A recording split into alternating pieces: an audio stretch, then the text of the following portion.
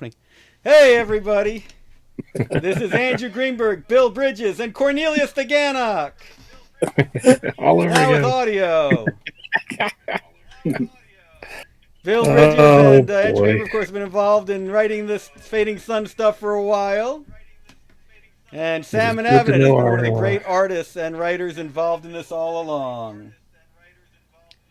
good to know we're not tech sophists, And otherwise we yes, Bastiak, we're glad you're getting audio now. uh So, we're coming to you today to talk about aliens and all kinds of crazy stuff. But since we began talking about art already, let's go ahead and start discussing where the game is now and some of the well, new they're saying art that only showed left up. channel audio works. Not getting any audio there. Oh, that left channel. Is that me? No, that No. is something going on with how my OBS is handling the feed from the Scarlet audio box. But Bill, we should be getting audio out there. People should be All right, hearing. cool deal. You'll see some pictures here, some new art from the game. There's something from the Ukar War that needs a little touching up, but there's a new car and a war in the background. Oh my gosh, that's Ben Giletti. And this is Guns by Tim Brothage. Got a bunch of far future guns there for Fading Suns. Ah, Saint Venlogi by Katharina Nico. And she is the Urobun saint. And there's Saint Vladimir, or Emperor Vladimir, as everyone else knows him, with his flames and everything. This is Sanctify Arms and Armor, one of the theurgic rituals. And that is by Carlos Diaz. Here's The Prophet by Nathaniel Park, getting these guys with frap sticks to lay down their arms. The Renegade by Isa Backhouse. This is one of the dramatis personae, the either NPCs or PCs that come with a play kit. And here is an Amenta or Hull Rat by Sebastian Watzlawick. This one looks particularly vicious. And Back to the Ukar War by Ben Giletti. Yeah, here's some of the new art. Some of this you saw in the update that went out to the backers, and some of it, I believe, is new for here. And we'll keep showing new ones off with each new episode. And now some of the more horrific art that Sam and Abinet recently created. Some of the scariest, worst, most dramatic stuff you'll ever see. Us! Speaking of aliens, yeah, I think the weapons look great too. We were talking before about the difference between Second Republic weaponry and Emperor Age weaponry, where now it's handcrafted, beautifully styled, but probably breaks down more often than that very utilitarian, ugly looking Second Republic era crazy blasters and the like. I made the joke in the Second Republic era, you'd have tiny weapons this tall that could blow up buildings.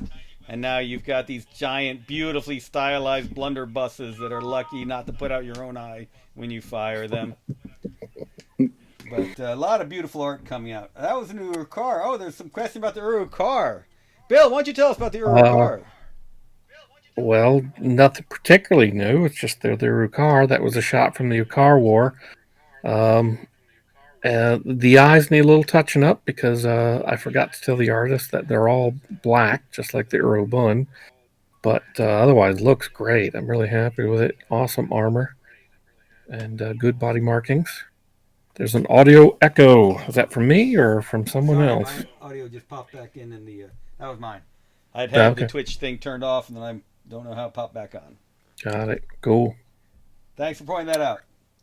So Uh, yeah, so these evil Urukar, I mean, this is why no human should ever trust an alien, right?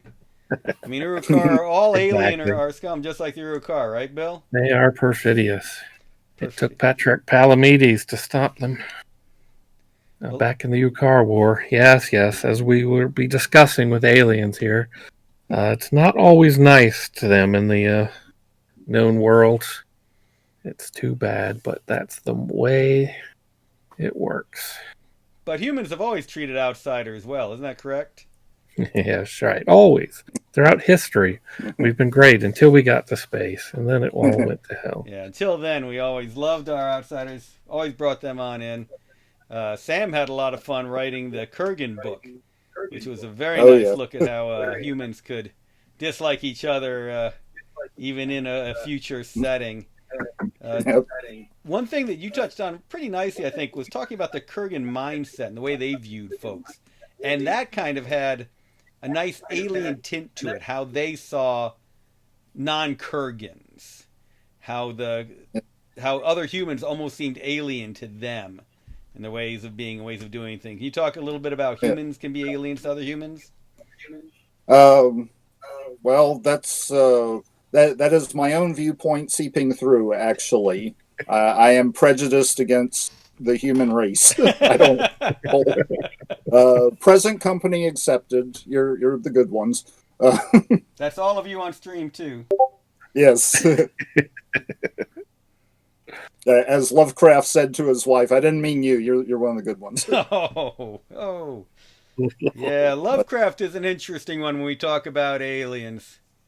Yeah, and that's one of the things that really turned me on to him was he was one of the first post-humanist, I guess, myth makers, fantasy makers. He really tried to make things not as unlike humans and as unlike anything else that you would see anywhere. Yep. And despite his own personal craziness. Oh, yeah. Well, someone asked about the Uruk-hai. The question about the Uruk-hai is, are the body markings intended to tell their story? Yes, they are. Those are the Bamon, as they call them. And is there any possibility of creating a thesaurus for them? And I would love to do that at some point. That would be great. If we can ever get back to detailing them and working with an artist to, that'd be awesome. And then everybody else can go out and get their own body scarifications. Yep, you're going to start a craze there. It's been a couple years since anybody has tattooed themselves with any of our art. So, or at least so that they would show us. So it's about time. Sam, let's figure out some good scars for people to have. Yep. So I've been thinking Kurgan tattoos too. Those would be nice. Yeah, they would. Anyone who does not follow the Caliph, as long as they pay their taxes, they can still be part of Kurgan society, but they have to distinguish themselves. If they were particularly combative or criminal, then they would have to wear a tattoo prominently. Otherwise, they just have to wear a funny hat. Works for me. Hey, Bill, I think people should get some of the stained glass art of the saints tattooed. That would make tattoo artists love us. There's no real work in that. They can do that in 5-10 minutes. But which saint? Can't choose. So let's talk about what the condition is for aliens in the Fading Suns universe, in the known worlds.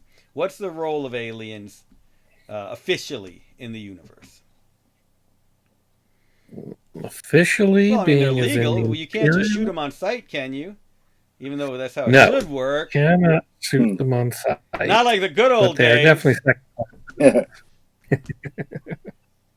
I mean, it really depends on which aliens you're talking about, because the Scorbites don't get anywhere near the love of, say, Ganok or Atiri. If you're on Grail, the Atiri are pretty well respected, but if you get all the way off into one of those Dakados worlds, they're going to be less well respected. Well, so, it depends. But yeah, pretty much everywhere, though, they're mostly second-class citizens. Humans are jerks, and they treat anybody not like them, as somebody they don't like. And the same way, if they're, not like them as humans, the known worlders look down on the Kurgans and the Voldrak. And the Voldrak look down on the known worlders and the Kurgans. The Kurgans look down on the Voldrak and the known worlders. And the Val look down on everybody. And everybody hates the children of Sharon. Yep. It is Interplanetary Brotherhood Week, everybody. Yes. Interplanetary Brotherhood Week. But theoretically, a Ganok on most planets has the same rights as a human serf would have. And, well, probably less, because the serf is protected by his lord.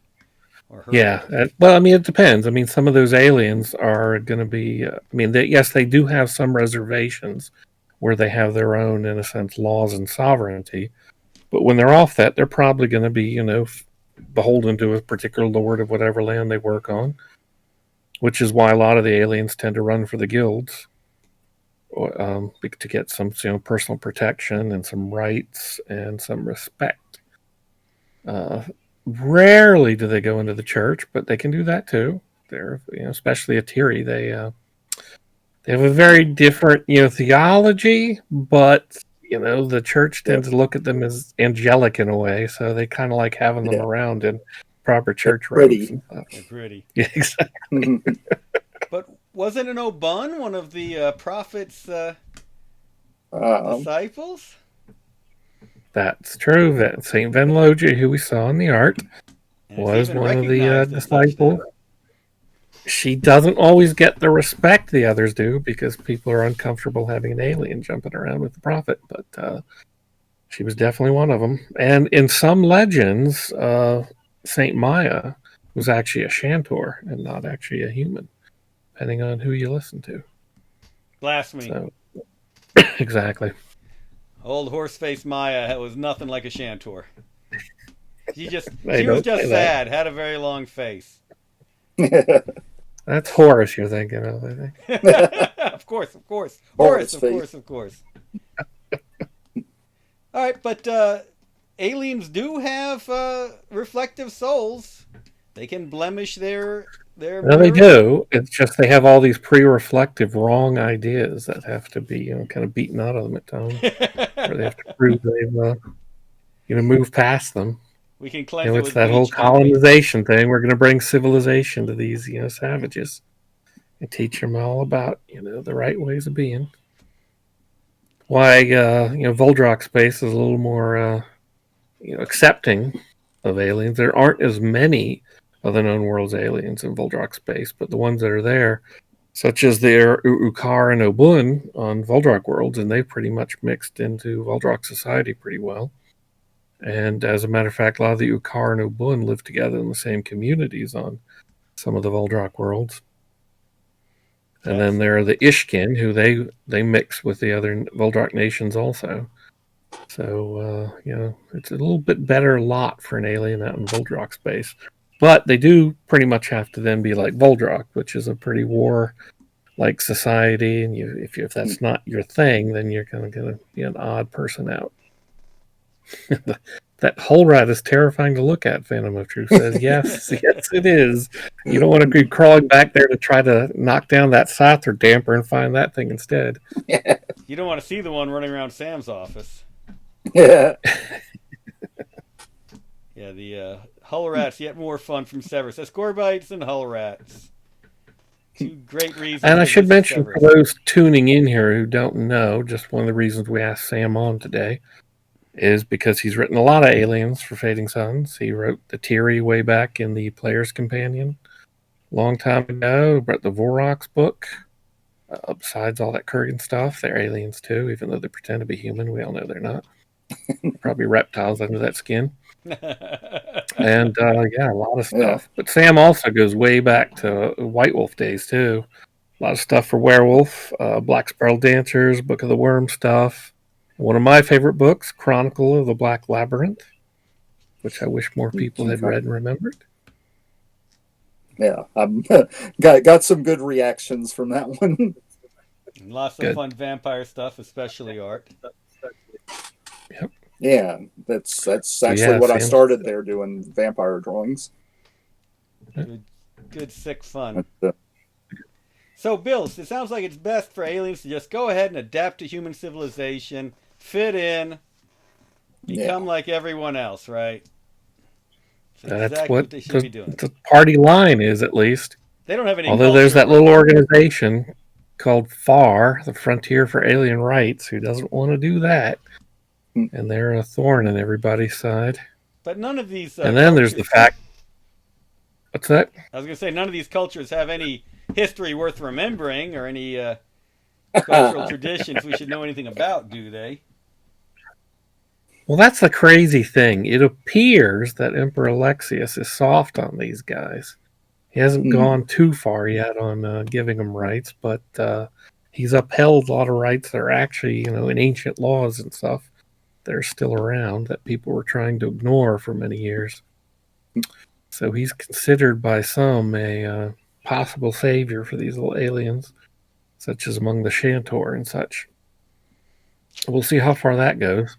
Now that his wife is a barbarian and very accepting of these aliens, it's very possible she might corrupt him into going farther and giving them a lot more freedoms. But even when they haven't fully converted. But clearly there's no truth to any of the rumors of him having Obun lovers. Much less Ukar lovers. We know that's not true. Nah, it's just Akados rumors. No, they like to spread those sorts of things.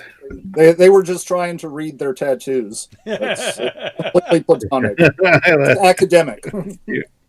Yes, of course. Fan of Truth asks, even if they are a minor house, how are the Wandastas treated for all the Urobun crossbreeding? Well, it's kind of looked askance at by some people, but they are a noble house. So they are, simply treated as, that's just their exotic thing that they do with those Urobun.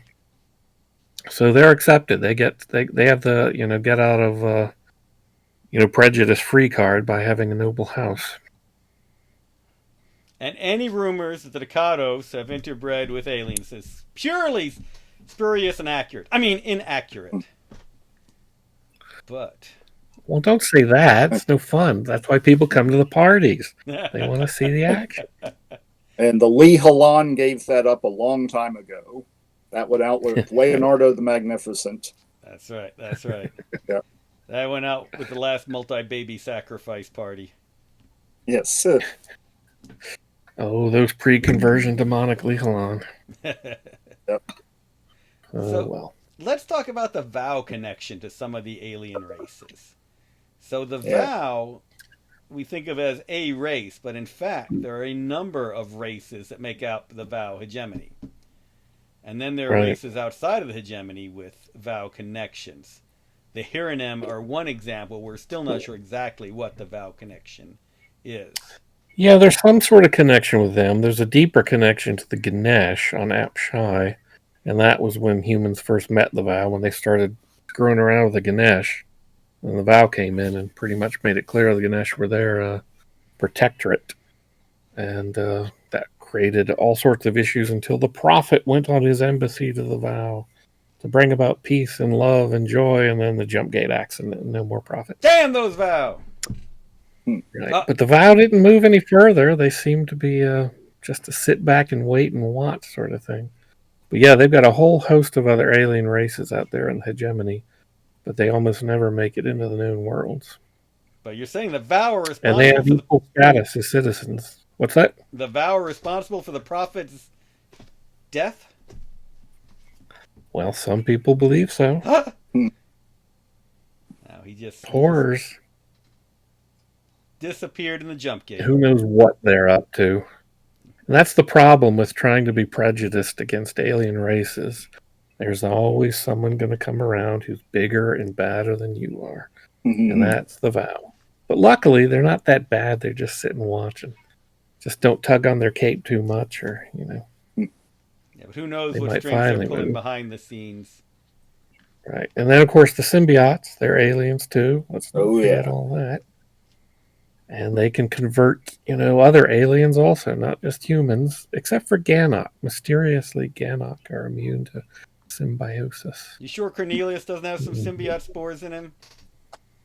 Most Ganok smell like they do. Just an act. It's just an act. They're tricksters. Well, let's talk more about the symbiotes as aliens, because they're not pure. Most that humans deal with aren't purely alien. They're a little bit human, too. Yeah, most of them are humans who've been converted over to symbiotism. And that's a lot of the more intelligent ones they encounter. There are symbiotes who apparently were from plants or animals, but they don't always have full sentience. So it's the sentient symbiotes who run over them, and those are mostly humans.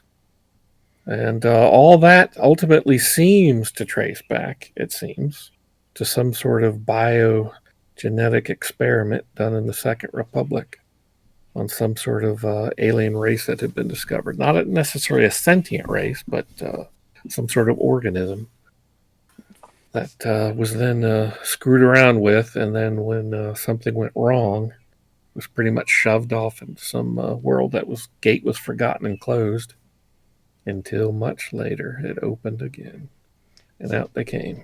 So this is one of the areas I was really looking forward to Sam's insights, because we've specifically made most of the aliens have some human type traits because they've had such a long association with humans, and to focus on particular areas of them. On the other hand, the symbiotes are in many ways the most alien of the alien races we present, even though the ones you're encountering are essentially half human. They're meta aliens. Meta They're alien? aliens that alienate all the other aliens. Al the alien. Yeah. So you touched on this earlier, and I really want to go into this. The way Lovecraft went for making his villains as alien as possible. I mean, deep ones are descended from humans, or at least the ones we read about, yet end up being a very alien type creature. So how does a GM do that? How does a story build up that alien part of something that has some real human side to it?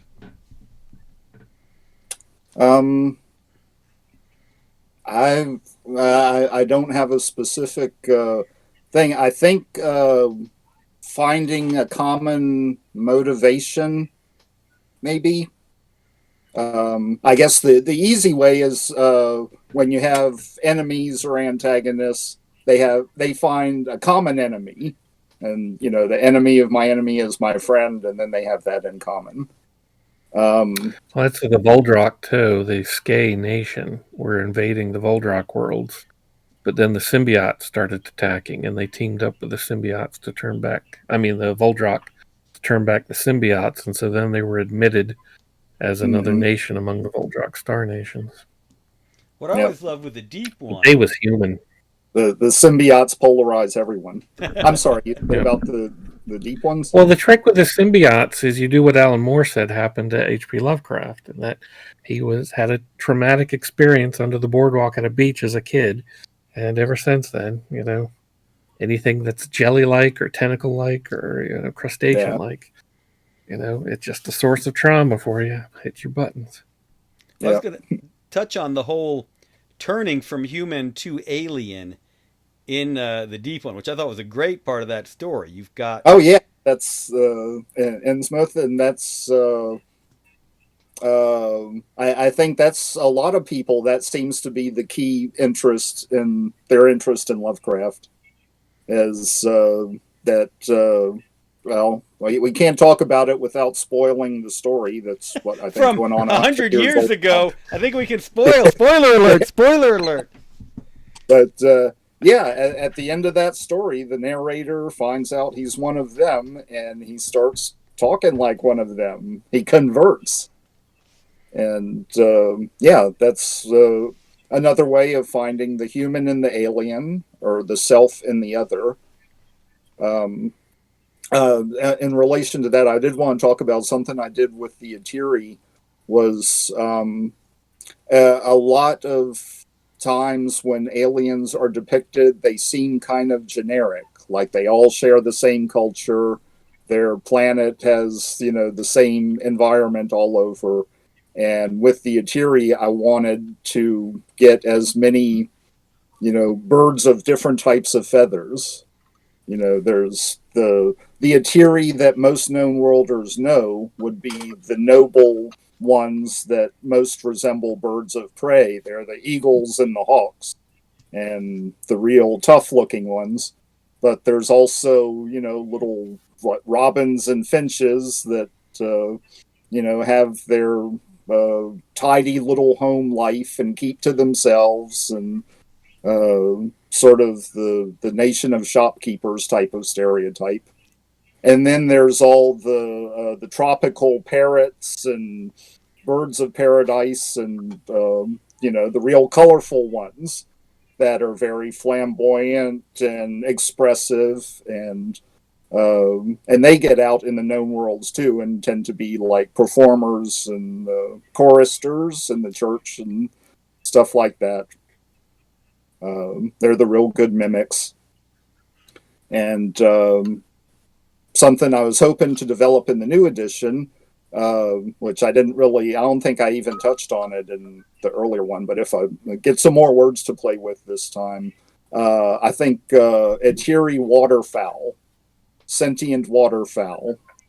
I think I put the name Chozik Dorch in the new edition, and I picture him as a duelist who's like, a crane with a big snaky neck and, a long beak that could like pluck your eye out. He's as deadly with the beak as he is with his rapier. I love it. We have different races. I think there's lots more unexplored territory that the Etiri could go with, and and I think that could apply to other aliens as well. Scorbites. How many different insects could you want? And I think that's touched on in the Val book too. There are insect races in the Val Protectorate that have some of them are like spiders and some of them are like beetles, but they're all from the same planet. That's within the same species. And the Ganesh on Apshai are somewhat insectoid-like too. They seem somehow related, maybe, but no one's sure. To the Ascorbites of Severus. Mm-hmm. So, and that's interesting because lots of bugs out there. We usually divide the alien races up kind of into two factions, one that has more interaction with the humans and one that has less. So the Voroks are the classic example. You have the civilized Voroks, and then you have the more primal Voroks. But we never really have dealt much with the racism within the races, because surely within the Etiri, the birds look down on each other, I'm sure, just as humans do, and from a higher vantage point. But you knew that joke was coming.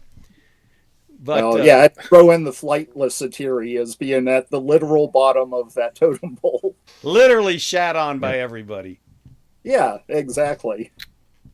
It's like, the rest of you could go lay your eggs up in the treetops and the mountain summits, but we're down here. We're still fighting the little six-limbed lizards, stealing our eggs. Yeah, the egg stealers. But and the Voroks, of course, have the difference between the feral and the civilized. Also, now that's a colonial imposition on their culture, but still. Yeah, but I always got the impression that the Voroks felt that way themselves too. The civilized ones were like, we've gone out and done something with our lives, and the feral ones were like, oh, you forget where you come from. Kind of a thing. I thought that to me it seemed like that division was as internal as it was externally opposed. Well, we also in theory, it's pretty much internal. For the Etiri on their home world, any Etiri that goes off world is, according to their belief system, dead to them.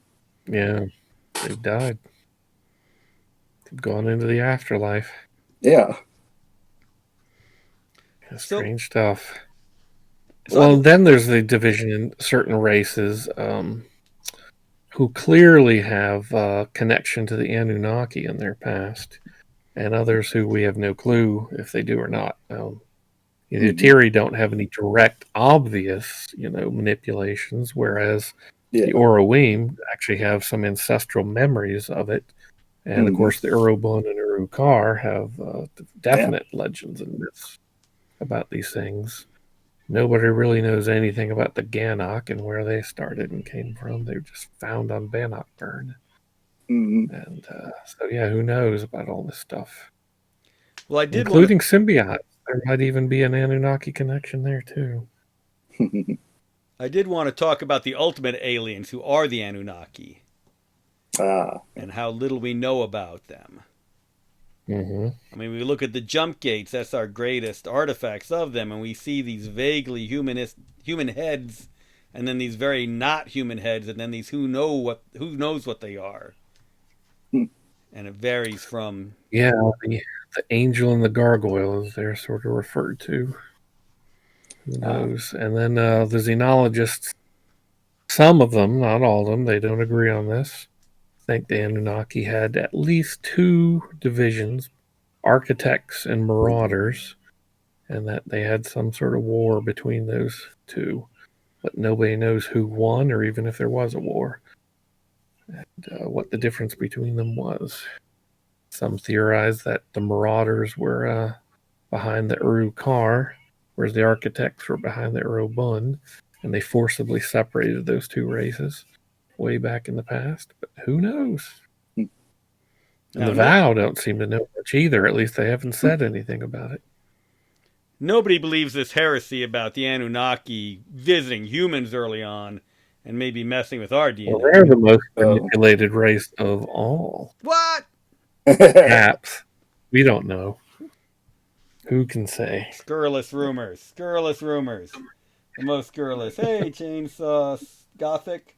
Got some good people out there in if chat you watch today. Ancient Aliens, they certainly were. Yeah. I'm not saying it was Anunnaki, but it was Anunnaki. Well, speaking of aliens, we have some wonderful ones in chat. Chainsaw Gothic, Fan of Truth, and a bunch of others.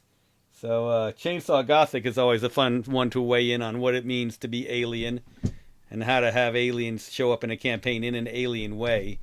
Like we said before, you can always have the excuse as to why aliens seem pretty human in the Fading Suns universe. I mean, they have to interact with humans so often, but we at least have kept them, I think, more alien than your standard Star Trek has bumps on the forehead. Yeah. Type of alien. They either have ridges or no ridges. Well, there's certainly other aliens out there who are on lost worlds. Some nobody remembers because those worlds have been closed off for so long, or some who have been closed off enough where known worlders don't know anything about them, but the Voldrak do, such as on Sky Tier, you get the Mwazi, that are sentient fungi. And that's one that would be very, very hard to play in a game, but it would be fun to try at times. I've had players like that before. Yeah. They're the Ming, the sentient rocks, who don't seem to really have a civilization of sorts, but they are sentient. And there's, of course, the why am I forgetting their name? The Nizdarim. Right. Who apparently used to be the rivals in the ecosystem on Madoc to the Oroim, but apparently were removed from that world by the Anunnaki ages ago. But now they're back on Hargard. Oh my God, they're back. But no one really knows what they're up to. And you talked before about aliens in Voldrak space, especially Ukar and Obun, but we can have Lost World aliens as well. I remember one convention game I ran with a Lost World Vorox, who not only didn't understand anything about human society, but didn't understand anything about Vorox society either. And that was a player having great fun being completely a fish out of water. And just taking that's the beauty of the Lost World. They let you do all sorts of wild cards, anything you want. And I do want to get back to doing some more on the Lost Worlds at some point, just to give people enough examples they can introduce into their own games, anything they want from these places. Open up some night roads or, just some temporary roads, whatever. You find a little jump key from your lost world and you enter into the known world. What's this place? And the key closes behind you, doesn't work anymore. Now you're trapped and have to learn how to work in this crazy feudal society. Good luck. One thing I was hoping to do with my old game, we never got that far, but Wayne Barlow, who did Barlow's Guide to Extraterrestrials, he did another book. I can't think of the name of it, but he did a whole planet with the ecosystem and all the different species. I've got that book. I can't remember the name either, but I've got it. I think it's Expedition. But I was hoping to get my player troop a explorer ship and have them, find that world, like, probably beyond some Kurgan jump gates, But I thought it'd be great to just run something straight out of that book. And, of course, I guess I would have to give the creatures some Fading Sun style stats. But I thought it was great just to have a whole book of this wonderful art and say, okay, this is the world, man. All the hard work's been done. Right. mean, yeah, anytime you do it with a role-playing game, you have to come up with the rules for whatever system you're using, but it's great when there's all that work already done for you out there somewhere. Yes. Which is what we try to do with the source books. And more coming, more on the way. Yeah. Now, it's interesting, going back to the Star Trek analogy. In classic Trek, they had aliens serve very specific roles. So the Klingons were very much initially kind of reflective of how the U.S. viewed the Soviet Union at that time. Spock was in there specifically to be that alien observer to try and look at the oddness of human culture, which fascinating was certainly his constant comment. The Romulans, the commentary has been that sometimes they're meant to be like the Chinese. When Kirk first encounters them, nobody really understands anything about them. The old Fu Manchu idea of the enigmatic Asian. But then over time, as Trek got more experience with this, they really broadened what it meant to be an alien in their games, and had a lot of fun finding the human in the alien, and the inhuman in them as well. And some of their creatures became less and less human over time. The idea that they had the Jack the Ripper computer virus at one point was a great fun way to look at what an alien could be. Well, Star Trek also inherited for that big trope that most sci-fi always goes back to the text of science fiction, which is E. Doc Smith's Lensman. So much of it comes back to that. So Star Trek had the idea of these highly advanced alien races who were testing the lesser races to see if they deserve to sort of either remain or move on to evolve into something else. And Lensman had the Arisians versus the Boscone, the sort of good aliens versus the bad aliens, and all the other lesser races were pawns in this big chess game between them. And you see that directly in Babylon 5 picked that up with the Shadows taking the role of the Boscone. And so you see that through a lot of sci-fi, those sort of herder or alien races, in a sense, they're so high up. And there's a degree to which the Vow kind of roughly fit into that, in that they're a very high-level alien race who seem to be testing people, but to what purpose we don't know. But we also know that there was other races before them that are even more high, which are the Anunnaki, in a sense. So we're carrying on that tradition with our races. Now, in Star Trek, of course, you had the Q Continuum and the Founders as representatives of where you could really go crazy, and Organians, the energy beings, and such. So it's not just all squires of Gothos, right? Yeah. And that's one thing we have not fully explored yet, and it could be on a lost world somewhere, whatever. Some uber high alien race or sentience or whatever that might be toying with you and playing with you and can do all sorts of things on a high level that we haven't done.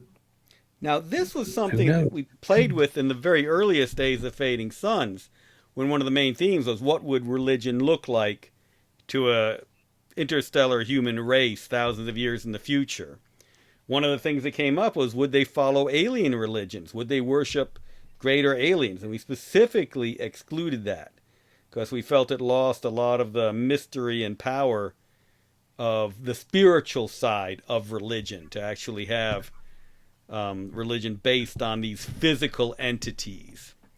But well, yeah, that's one of those sci-fi tropes of that we ourselves, our own religions, were based on some aliens coming down, giving us early agriculture and things like that, and then we just worship them as gods. And you see that happen a lot in sci-fi stories where the explorers crash on a planet and they're mistaken for gods. But no, we haven't done that in Fading Suns, because frankly, I think people are a little smarter than that. They don't fall for that sort of thing all the time. Yeah, it's why you wouldn't have necessarily believed it if you'd heard the prophet's voice in the era of the prophet.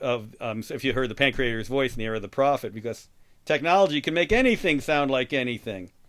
You could fill the sky with any noise you wanted to do. This isn't the Moses and the burning bush era. But why didn't humans follow alien religions, or did they? Well, in a way, we've talked about the Anunnaki cults, but those are considered heretical now. But there were probably a lot more of them in the diaspora as people were starting to build up. But the whole point is they're projecting onto these remains and mysteries what they think they were about. They didn't have any direct revelation, at least not on a massive scale from them. So they have done it. But no, the part of the problem, just because of an accident of history, is by the time humans encountered these other alien races, the only other ones, when they first encountered them, that were starfaring were the Ukkar, and they were obviously in a conflicting role at that point. Whereas most of the others, the Ganesh, the Ascorbites, the Eteri, hadn't attained star travel, so it was very easy. Humans look down on them and consider them as lesser until they meet the vow, and that kind of slaps them back in their place to a degree. And that, oh yeah, okay, there can be star travel and advanced civilizations that aren't just ours. Oops. Gray Pilgrim DC says, alien religions, you just wait. Cracks knuckles. Yeah. So. Oh, Chainsaw Gothic asks, are there aliens that can dump with humans in FS? Or are they too genetically difficult? Star Trek seemed to have a lot of half Klingon, half Beta Zeds. Well, refer back again to the Wandastis with the Urobun, although that was done with genetic manipulation. It wasn't something that could naturally occur. But that was the thing. In Second Republic, everybody was screwing around with their genes a lot, especially in distant laboratories. It's where a lot of the change come from. And it's very possible there are actually there are more hybrids out there that we don't know about anymore because they may still be on Lost Worlds where the experiments were being done. So who knows? Dun, dun, dun. There was a reason we just... Lee Halan did something with the Ukkar too. I think Leonardo or his son was half Ukkar. And might be. If I remember right, that was partially taking on, trying to use Ukkar mysticism to base their antinomian practices on. But I think there was some kind of interbreeding thing happening there as well. And the impression I always got from what other people had written about it was that, the genes are close enough that you can mesh them, but you need a test tube and a gene splicer or some kind. You need some kind of help. Right. It won't occur naturally. Yeah. But once you've created that, from that point on, they can be, carrying their own genetics on down. Yeah. So they're not mules. They're not sterile. Not necessarily. All depends. Yeah. So, with the Wandastis, it was initially genetic tweaking, but they still can breed these. I can't remember the name for them. They have a name for these part Olin in their bloodline. Mm-hmm. Yeah, we specifically created this broad group called the Change without saying specifically how they were changed. Because there'd be so many different types of change. And we wanted players to just run wild with whatever they could do. Yeah. Yeah. The implication, a lot of changes, they're one-offs, but some are actually, they inherit, like the mutants, that class of changed is all about inheriting. The Grimsons also, once they were remade in the Emperor Wars, they can breed other Grimsons, presumably. Yeah, my short story in the anthology, I just assumed Change had families. Some basis of that story. Great story of the Inquisitor visiting the Changed. I had so much fun writing that. Yeah. Always one of my favorites. But the Change were meant to be even more alien than our alien races in some ways. Humans, as we noted, humans can be the most alien. Let's talk about how the Kurgans see the known worlders. There's so much alien about how known worlders act and behave. Mm-hmm. Well, the Kurgans have been isolated for so long. And they're, I guess, another spoiler if anyone hadn't read the Kurgan book, but their culture is basically artificial. They're not really descendants of, they're obviously they're descendants of Earth people, but the Kurgan worlds were basically a rich guy's playground who tried to make his own, make his own little personal playground, and created, he created a religion where one guy had total authority, and that was him. And once he wasn't in there anymore, they still had that culture where they had to have the one guy in charge. Right. But it is authentic culture to the people who inherited it. And that's actually one of the points in all of the Fading Suns, especially the Known Worlds too, that I think a lot of people miss, is they're all artificial. The claims to nobility for these people, that all started at one point of someone just making the claim and people starting to believe it and then inheriting it. The Voldrak worlds are especially full of that. These were cultures, a lot of them were dropout cultures, and some were recreationist cultures that were LARPing these things, and then they actually became taken up and real. So a lot of the far future is really just full of these experiments and that were once fantasies but have become real. So the Kurgans aren't the only ones like that. They just they embraced it fully in a way. Well, they've also been admittedly.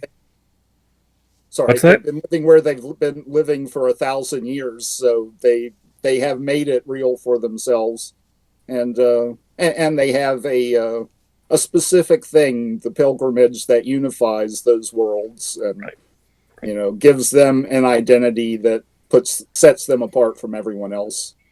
Right. But another thing that makes it different from when any of us today are just going around LARPing is that something happened when people went out to the stars and psychic powers and the theurgic powers started coming about.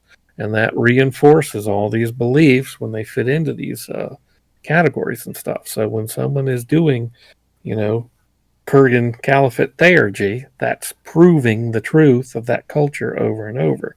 Same thing for, the theurgists in the known worlds and the Erdgeist shamans out in the Voldrak worlds and stuff. So it really reinforces these cultures over and over. But by the same token, during the Diaspora, many of these planets were settled by utopian people trying to build utopias, cultists who believed they had the divine truth, and all of them suddenly had to deal with the reality of they're on a potentially hostile planet. And what develops is the mix of the thesis of utopia versus the antithesis of planet going to kill you equals the synthesis of, well, we survived somehow in some weird way. Phantom of Truth asks, so the Kurgan are a spin on L. Ron Hubbard. No, they do not wear stupid sailor uniforms. They look really cool in their outfits. Thus the difference. And they did not steal the wife of Jack Parsons. They are not part of the Babylon Project. The Babylon working. Yeah, they're part of the Baghdad Project. That brought about the Roswell crash. And Zimu had nothing to do with them. If there's a similarity there, you could say that the Second Republic stepped in and started taxing the church. And just remember, speaking of which, that Ghislaine Maxwell's sister's husband was the son of Jack Parsons' best friend at the Jet Propulsion Laboratory. So there's a weird connection to Jack Parsons and Crowley and dark magic with Ghislaine Maxwell, and hence Epstein. Dun, dun, dun. Oh yeah, well the Hulk beat up Zimu the space god. Just remember the Hulk beat up Zimu the space god, so we don't have to worry about none of that. There you go. Someone's asking, do other alien races experience the Sothor effect? Yes, they do. We have not yet introduced one that does not. And they seem to experience it in the same way. So, they say Sothra once they all come out in whatever. I guess it's more of a whistle with the Shantor, though, and more of a tweeting with the Eteri, but it's something roughly similar. I think one way to put that for player characters, say a player character wants to play an alien that is not normally known to have psychic powers, well, maybe their damper breaks down and something changes for them. That's something can happen. Are you saying you're allowing Voroks with psychic powers in your campaign? Oh, in my campaign? Voroks, dervishes? Well, that was always the great thing. We said Voroks can't have psychic powers. Oh, and the leader of the Invisible Path is a Voroks with psychic powers. Ha ha ha. Those crazy game designers. What are we going to do with them? Yep. You put a little thing saying you can't do this, you can't do this, and then you give a little example of but you can break the rules. Yeah. So, speaking of things to come, let's talk about the Ulysses Spiel upcoming convention, online convention. You folks online know about this? You all heard about the... on the 24th through 26th, we got this convention coming up online. I'm going to put the link there in the stream chat. And I'm not sure exactly what the schedule is for Fading Suns yet. I really hope to work that out soon. But all sorts of cool stuff going on. The Ulysses games from Torg to Dark Eye. All sorts of stuff, including Fading Suns. It'll be there somewhere. So check it out. Go to the link, and you can go and order some convention swag ahead of time through that link also, and register and get ready for it. What would all of you in the chat like to see as the Fading Suns sessions at the convention? Bill and I have been throwing around ideas about... I'm not running a game, but anybody who wants to run a game can certainly contact Ulysses about setting one up. I wish I could run a game. I'm too busy actually working on the next books. I've got these deadlines, folks, and I got to get these books done. I'm running behind, but we definitely want to keep these books coming and rolling out. Bill and I have talked about a session called Tell Us About Your Epic, where since people are just now starting their campaigns, they come and they throw out ideas on what they're doing in their epic, and we can talk about ways we would take it in order to completely drive the players crazy. But if you'd be interested in that, let us know. If you'd be interested in something more like these Heretical Musings or something different, go ahead and share the idea. Admiral Nelson proposes... Well, I'm hoping to get some of the other authors up. Maybe we can have a big giant scrum with a ton of the authors all at once. There are a few panels I want to try to work on, get going too. I don't want to mention them until we have nailed them down. But there's some other topics we want to touch on at some point. Admiral Nelson proposes 3 days of Heretical Musings at 8 hours per day. I think that sounds good, especially since I'll be traveling through most of this and Bill can handle it. If he wants to get me a metonym changed, who can do it for me? Well, go right ahead. George R. Martin and deadlines. No. What, are you saying he's behind on the wild card series? Yeah, the wild cards, that's it. Yeah, I was waiting until that next wild card. Come on, George. Hey, I'm still waiting for the next issue of Puma Blues myself. So. Oh my, you got a long wait on that one, boy. Ooh, that's an oldie. Yeah, that's one I've completely forgotten. They did finally collect that, though, in a hardback edition. There you go. I don't know, every author thinks he's an author to emulate, Basilic, just because of the income stream. Well, the books are going into layout. You're seeing some of the art, and hopefully we'll put up some actual layout pages once they all look pretty. We don't want to put them up before we've had a chance to proof some of them. But then again, once they go out, you'll all get a chance to proof them and let us know all the errors we made, and then we'll do a final version. That'll go to print. I caught yet another one last week that no one else had seen. Ha ha. Uh-oh. I sent it to you. I've gotten so many of them, I don't know who they come from anymore. Well, actually, you caught it because I used the wrong phrase, and I pointed to you where the phrase came from. Oh, right. Yes, Chronicle. So. No. Yep, but no page XXs. Nope, don't use those. Sorry, it makes it hard to find the page, but it's better than finding a page XX. Yep, that's so old school. Jeez. Always embarrassing. All right, any last thoughts on what it means to be alien? How to use aliens effectively? I'm sure we did something really cool, but I don't know. Sam, why don't we go to you? You always have good thoughts on what it means to be alien and why aliens hate humans. Humans are overrepresented in mass media. I've always felt that way. That is true. I agree with you. Far too many still of them waiting in to sports, see too. One organism, one vote. Like one of the Homing. problems with all these conventions shutting down is I still don't get to see any Vorox cosplay going on. Oh. Right? We can do Or Eefy Shantor. Shantor cosplay. Or a Tiri cosplay. That would be. That would be sweet. Oh yeah. Wow. That'd be great. No jokes about how many gamers look like Ganak anyway. Yeah. Or smell like them. Oh! Hello. Phantom of Truth says that a court intrigue game would be good to counter the exploration game. Shantor Zoom panel for the Ulysses Con. All right, everyone get your horses' heads out. So, Sam, you come in as the Ganak. I'll come in as the Obun, of course. Yep. And Bill can be the... I'll come in as the symbiote. I'm already in costume. They look like everybody else. That works. All right, well, thank you all very much for joining us. We appreciate you in this alien conversation. I was going to say, back to the deep one.